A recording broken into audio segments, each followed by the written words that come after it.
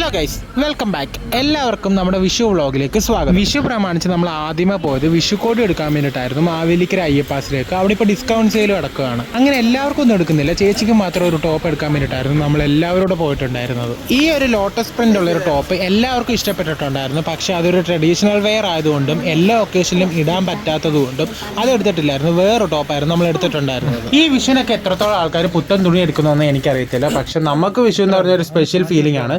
കാരണം എൻ്റെ ഓർമ്മ വെച്ച കാലം മുതൽ നമ്മൾ നമ്മുടെ വീട്ടിൽ വിഷു ആഘോഷിച്ചിട്ടേ ഇല്ല. നമ്മളെല്ലാ കൊല്ലവും കുഞ്ഞമ്മയുടെ വീട്ടിലായിരിക്കും വിഷു ആഘോഷിക്കുന്ന മുഴുവൻ. കുഞ്ഞമ്മയുടെ വീട് വെൺമണിയിലാണ്. വെൺമണി ചാമക്കാവ് ദേവീക്ഷേത്രത്തിനൊക്കെ അടുത്തായിട്ടാണ് കുഞ്ഞമ്മയുടെ വീട്. അപ്പോൾ അതുകൊണ്ട് അവിടെ ഭയങ്കര ഉത്സവമാണ്. അതുകൊണ്ട് നമ്മൾ എല്ലാ കൊല്ലവും അങ്ങോട്ടേക്ക് പോകും. അങ്ങനെ നമ്മൾ തുണിയെടുപ്പും കാര്യങ്ങളൊക്കെ കഴിഞ്ഞിട്ട് നമ്മൾ നേരെ പോയത് മാവേലിക്കര കോക്കോമോക്കോയിലേക്കാണ്.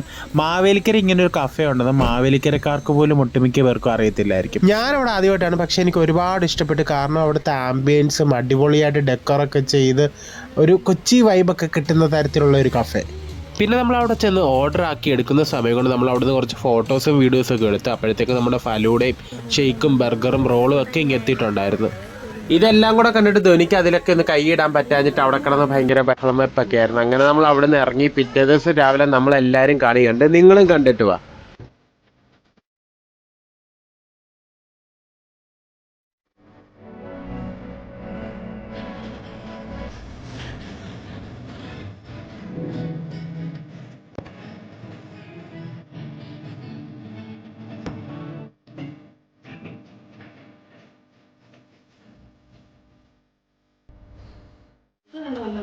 അങ്ങനെ നമ്മളെല്ലാവരും എണീറ്റ് രാവിലെ കണിയൊക്കെ കണ്ടിട്ട് നേരെ ഉച്ചക്കത്തെ സദ്യ ഉണ്ടാക്കാൻ വേണ്ടി അടുക്കളയിലോട്ട് കയറി എല്ലാം ഒന്ന് അരിഞ്ഞ് പെറുക്കി വെക്കുമായിരുന്നു. അപ്പം ഞാൻ കണി എങ്ങനെ ഇരിക്കുവാണെന്ന് നോക്കാൻ വേണ്ടിയിട്ട് വീണ്ടും ഒന്ന് പൂജാമുറിയിലേക്ക് കയറി. നമ്മുടെ കണി അടിപൊളിയായിട്ട് തന്നെ ഇരിപ്പുണ്ട്, പ്രശ്നങ്ങളൊന്നും ഉണ്ടായിട്ടില്ല. അപ്പോൾ ഇതായിരുന്നു നമ്മുടെ കണി.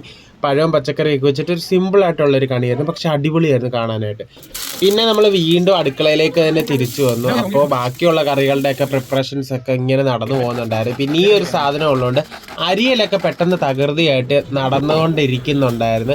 പിന്നെ ഈ അവിയൽ സാമ്പാർ ഉള്ള ഐറ്റങ്ങളൊക്കെ നമ്മൾ ഏറ്റവും ലാസ്റ്റിൽ, അത് പായസം അതൊക്കെ നമ്മൾ ലാസ്റ്റിലായിരുന്നു വെച്ചിട്ടുണ്ടായിരുന്നത്. അങ്ങനെ ഒരു ഉച്ചയ്ക്ക് 2 മണിയൊക്കെ ആയപ്പോഴത്തേക്ക് നമ്മുടെ സദ്യ എല്ലാം റെഡിയായി. നല്ല അടിപൊളി സദ്യയായിരുന്നു. പക്ഷെ നമുക്ക് വിളമ്പുന്നതോ കഴിക്കുന്നതോ വീഡിയോസ് ഒന്നും എടുക്കാൻ പറ്റിയില്ല. അത്രയ്ക്ക് വിശപ്പും ഉണ്ടായിരുന്നു. പിന്നെ രുചി കൊണ്ട് നമ്മൾ ഇരുന്ന് കഴിച്ചു. ഇതിപ്പോൾ നമ്മൾ ഉച്ചയ്ക്ക് വയറ് നിറച്ച് സദ്യയൊക്കെ ഉണ്ടോ ഒന്ന് പോയി കടന്നപ്പോഴത്തേക്ക് രണ്ടുപേരോട് ഒരുങ്ങി വന്നിട്ട് പറഞ്ഞ് നമുക്ക് ടെറസിൽ പോയി ഫോട്ടോ എടുക്കാമെന്നും പറഞ്ഞ് നമ്മൾ പുറത്തോട്ട് ഇറങ്ങിയപ്പോഴത്തേക്കും നല്ല പൊരിഞ്ഞ മഴയ്ക്കുള്ള കോളും ഭയങ്കര കാറ്റും. ഈ കാറ്റത്ത് മഴയത്തും മോളിൽ പോയി നിൽക്കുന്ന സേഫ് അല്ലാത്തത് കൊണ്ട് തന്നെ നമ്മൾ താഴെ ഒന്ന് കുറച്ച് ഫോട്ടോസ് എടുത്തിട്ട് മഴയൊക്കെ തോർന്ന് കഴിഞ്ഞിട്ട് നമ്മൾ മോളിൽ പോയി കുറച്ച് ഫോട്ടോസ് എടുത്ത് നല്ല അടിപൊളി കുറച്ച് ഫോട്ടോസ് നമുക്ക് കിട്ടിയിട്ടുണ്ട്. ഈ ഫോട്ടോസ് എല്ലാം എടുക്കുന്നതിൻ്റെ അകത്ത് ധോനിയെ നമുക്ക് എന്തെങ്കിലും കാണിച്ചൊക്കെ ചിരിപ്പിക്കുന്നതാണ് ഏറ്റവും വലിയ ടാസ്ക്. അങ്ങനെ നമ്മൾ രാത്രി ഒരു 8 മണിയൊക്കെ ആയപ്പോഴത്തേക്കും അമ്പലത്തിൽ ഉത്സവം കാണാനായിട്ട് പോയി. അപ്പം നിങ്ങളും കണ്ടിട്ട് വായോ.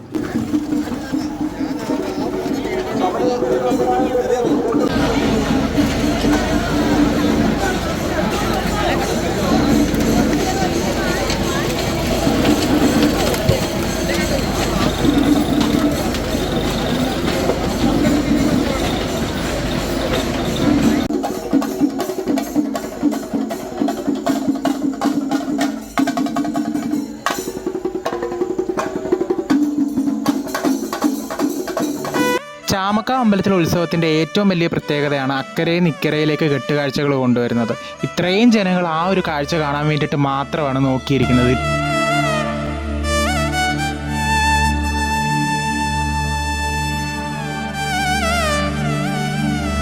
പിന്നെ അവിടുത്തെ ഏറ്റവും വലിയ പ്രത്യേകതയാണ് വിഷുച്ചന്ത. ആൾക്കാരെ ആകർഷിക്കാനായിട്ട് കുറേ കടകളുണ്ട്. അപ്പോൾ അവിടെ സാധനങ്ങളൊക്കെ കുറേ കിട്ടും, അതും വളരെ വിലക്കുറവിൽ. അപ്പോൾ ആൾക്കാരെല്ലാം ഈ വിഷുവിൻ്റെ 2-3 ദിവസം ഫുള്ള് സാധനങ്ങൾ വാങ്ങിക്കാനും കാണാനുമായിട്ടൊക്കെ നല്ല തിരക്കായിരിക്കും. അതുകൊണ്ട് അങ്ങോട്ട് അടുക്കുന്ന കാര്യം നമുക്ക് ഭയങ്കര ബുദ്ധിമുട്ടായിരിക്കും.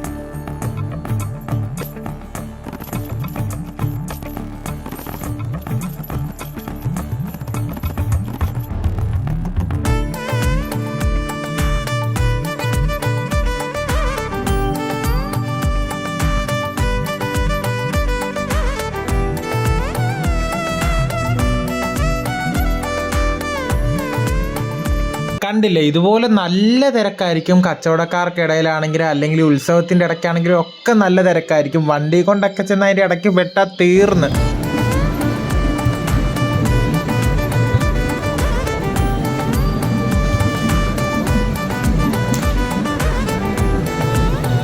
ഈ വിഷുവൊക്കെ വരുമ്പോഴാണ് നമ്മുടെ ചെറുപ്പകാലമൊക്കെ നമുക്ക് ശരിക്കും മിസ്സാകുന്നത്. കാരണം പണ്ടൊക്കെ ആണെങ്കിൽ നമുക്ക് വാങ്ങാനായിട്ടും കണ്ടു നടക്കാനായിട്ടൊക്കെ ഒരുപാട് സാധനങ്ങളുണ്ടായിരുന്നു.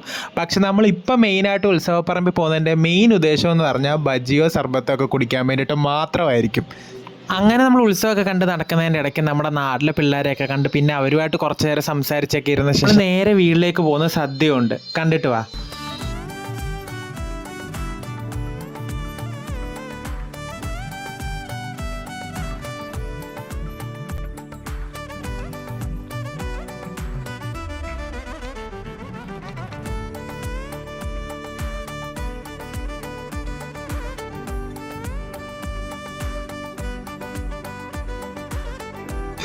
അപ്പോൾ നമ്മുടെ വിഷു വീഡിയോ ഇത്രയൊക്കെ ഉള്ളൂ. നമ്മുടെ വീഡിയോ ഇഷ്ടപ്പെട്ടിട്ടുണ്ടെങ്കിൽ ലൈക്ക് ചെയ്യുക, സബ്സ്ക്രൈബ് ചെയ്യാത്തിട്ടുണ്ടെങ്കിൽ ഇപ്പോൾ തന്നെ സബ്സ്ക്രൈബ് ചെയ്തേക്കുക. അപ്പോൾ നമ്മുടെ പുതിയൊരു വീഡിയോ ആയിട്ട് കാണുന്നിടം വരെ ബൈ.